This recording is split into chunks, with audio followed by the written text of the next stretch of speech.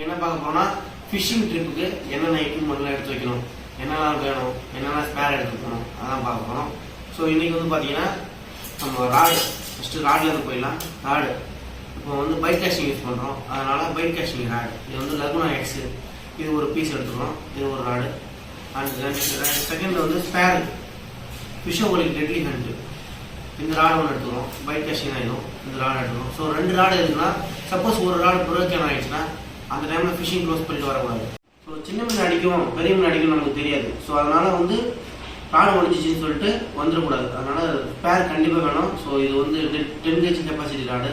So அதனால் இது ஒன்று ஸ்பேருக்கு எடுத்துக்கிறோம். ரீல், நம்மளோட reel byte casting reel, so இது வந்து கேஸ்டிங் ரீலு. இது ஒன்றும் பிரச்சனை இல்லை, நல்லா ஸ்ட்ராங்கான ரீல் இது.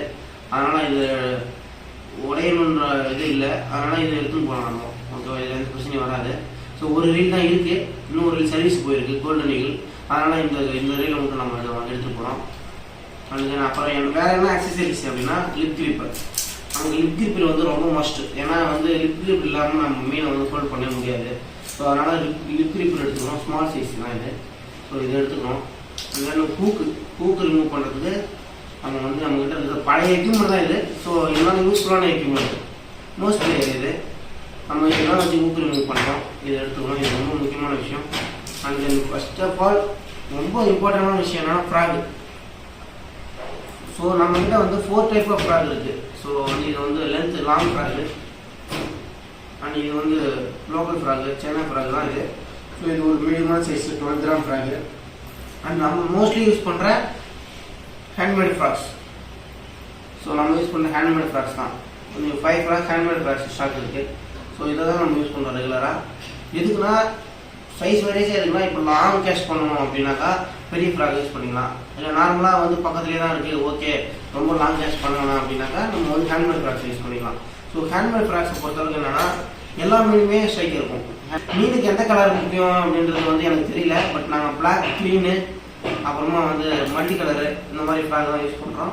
ஸோ மீனுக்கு வந்து விரால் மீனுக்கு பொறுத்தளவுக்கு எந்த கலர் வேணும்னு சொல்லிட்டு, எந்த கலர் வந்து அதிகமாக ரிசல்ட் இருக்கும்னு சொல்லிட்டு நீங்கள் கமெண்ட் பண்ணுங்கள்.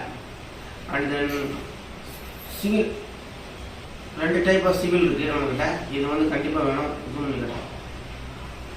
இது வந்து 2 டைப் ஆஃப் இருக்குது. இதில் ஒரு செட் எடுத்துக்கிறோம். அண்ட் இது இந்த ஸ்பின்னர் ஒன்று எடுத்துக்கிறோம். ஸ்பிளிட் சிவில், இந்த சிவில் எடுத்துக்கிறோம். ஸோ நம்மக்கிட்ட இது கண்டிப்பாக தேவை. அண்ட் இது வந்து எல்லாருக்கும் தெரிஞ்சது தான் லீடர் லைனு.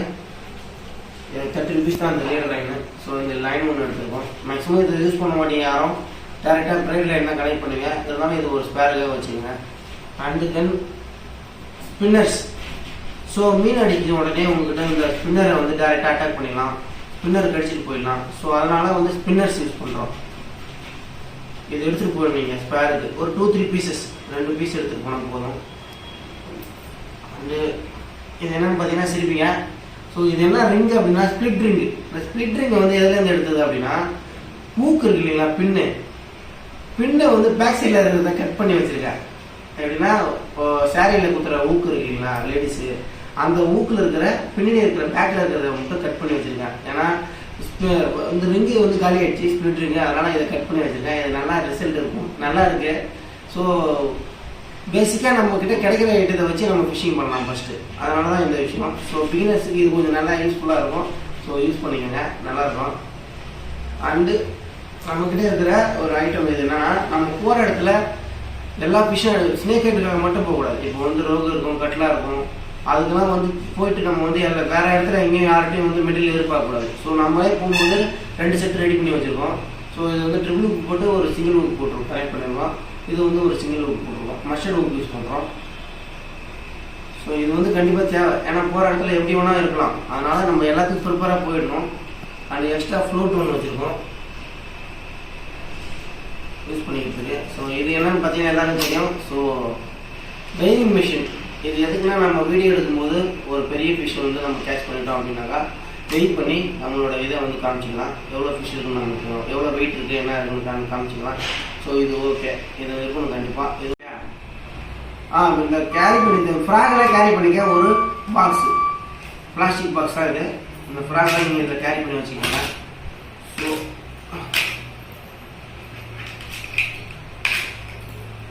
அவ்வளோதான். பாக்ஸ் ஃபுல்லாகிடுச்சு.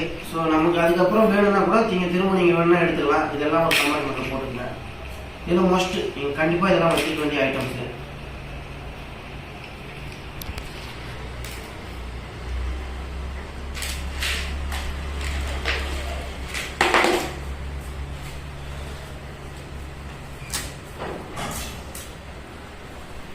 எப்போ ஃபிஷிங் கிளம்பினாலும் முன்னாடி நம்ம வந்து எக்யூப்மெண்ட் எல்லாம் செக் பண்ணிட்டு தான் ஃபிஷிங் கிளம்பணும். ஏன்னா அங்கே போய்ட்டு எக்யூப்மெண்ட்டை மிஸ் பண்ணிட்டு வந்துட்டோம், வீட்டில் வச்சுட்டு வந்துட்டோம் அப்படின்னா ரொம்ப ரொம்ப கஷ்டம். ஏன்னா லாங் டிரைவ் போவீங்க, ரொம்ப லாங்காக போயிட்டு நம்ம திரும்ப மெட்டீரியல் இல்லை, அதனால தான் நம்ம ஃபிஷிங் போகிறோம் அப்படின்னாக்கா அது ரொம்ப மன கஷ்டத்துக்கு உண்டாகும். ஸோ அதனால் கரெக்டாக ப்ராப்பரான எக்யூப்மெண்ட்ஸை பேக் பண்ணி நம்ம கொஞ்சம் கொண்டு போகிறதுக்கு ரெடி ஆகிடும். அதுதான் ஒரு ஃபிஷிங் பார்த்து. எக்யூப்மெண்ட் வந்து நிறைய கலெக்ஷன் பண்ணுறதை விட கரெக்டான எக்யூப்மெண்ட்டை கலெக்ஷன் பண்ணுங்கள். ஸோ ஆரம்பத்தில் ஸ்டார்டிங்கில் நானும் பிகினர்ஸில் என்ன பண்ணேன்னா, எதோ வாங்கணும்னு தெரியாமல் ஒரு கைட்னஸ் இல்லாமல் நிறைய செலவு பண்ணி நிறைய ராடு நிறைய ரீலு தேவையில்லாத விஷயத்தெல்லாம் வாங்கிட்டேன். ஃபிஷிங் பண்ணுற ரீலெல்லாம் வந்து பைக் காஸ்டிங் யூஸ் பண்ணுற மாதிரி மைண்ட் செட்டில் எல்லாத்துக்கும் வேணும்னு சொல்லிட்டு வாங்கி வச்சுட்டேன். இதெல்லாம் வேஸ்ட் தான். ஸோ நீங்கள் வந்து உங்களுக்கு ப்ராப்பராக நீங்கள் என்ன ஃபிஷ் பண்ண போகிறீங்க அப்படின்றதுக்கு ஏற்ற மாதிரி கரெக்டான எக்யூப்மெண்ட்டை செலக்ட் பண்ணுங்கள். ஸோ உங்களுக்கு ஏதாவது டவுட்னா சஜஷன் பண்ணுறேன், வேணுன்னா கமெண்ட் பண்ணுங்கள். கண்டிப்பாக வந்து உங்களுக்கு ஹெல்ப் பண்ணுறேன். என்னால் முடிஞ்ச அதாவது எனக்கு தெரிஞ்ச விஷயத்தை நான் ஷேர் பண்ணுறேன் உங்களுக்கு. ஏன்னா எல்லோரும் பாதிக்கப்பட வேணாம், அதனால் எனக்கு தெரிஞ்ச விஷயத்தை நான் உங்களுக்கு ஷேர் பண்ணுறேன். ஸோ இவ்வளோ தான் நம்மளோட எக்யூப்மெண்ட் பேக்கேஜிங்கு. நமக்கு தேவையானதை எடுத்தாச்சு.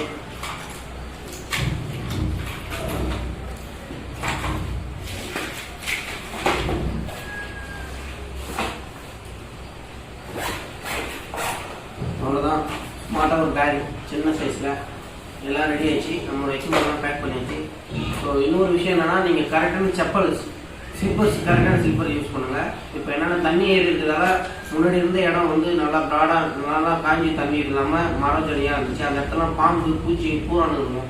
ஸோ இப்போ தண்ணியெல்லாம் வரும்போது அதெல்லாம் தண்ணியில் இருக்கும். அதனால் நீங்கள் கொஞ்சம் கேர்ஃபுல்லாக போகணும் தண்ணியில். ஏன்னா மீன் பிடிக்கிற இன்ட்ரெஸ்ட்டில் போயிட்டு பாம்பு கடிச்சிட்டாலோ இல்லைன்னா ஏதாவது பூரா கடிச்சிட்டாலோ அந்த இடத்துலேருந்து நம்ம ஹாஸ்பிட்டல்ன்றது வந்து ரொம்ப லாங்கில் போகிறதால ரொம்ப சிரமம் ஆகிடும். ஸோ அதை மட்டும் கொஞ்சம் கேர்ஃபுல்லாக இது பண்ணுங்கள். அது நம்ம வந்து இப்போ என்ன ஆச்சுன்னா, இப்போ என்ன பார்த்தீங்கன்னா ஒரு சேஞ்சஸ் இருக்குது. என்னென்னா நம்மளோட சேனல் பேர் வந்து சேஞ்ச் பண்ணுங்க. ஏன்னா சப்ஸ்கிரைபர்களை வந்து அதிகமாக வளர காரணம் என்னென்னு பார்த்தீங்கன்னா, நம்மளோட கோல்டன் ஈகிள்னு வச்ச பேர் மேலே வந்து சர்ச் பண்ணும்போது யூடியூப்பில் வரல.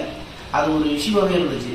ஏன்னா அது வந்து நிறைய கோல்டன் ஈகிள் அப்படின்னா ஃபிஷிங் சம்மந்தப்பட்டது இல்லைன்றதுக்காக அது வந்து சர்ச்சில் வச்சுட்டு நம்மளோட சேனல் வரல. என்ன காரணம் அப்படின்னா, நம்ம ரேண்டமாக பேர் வச்சுட்டோம்.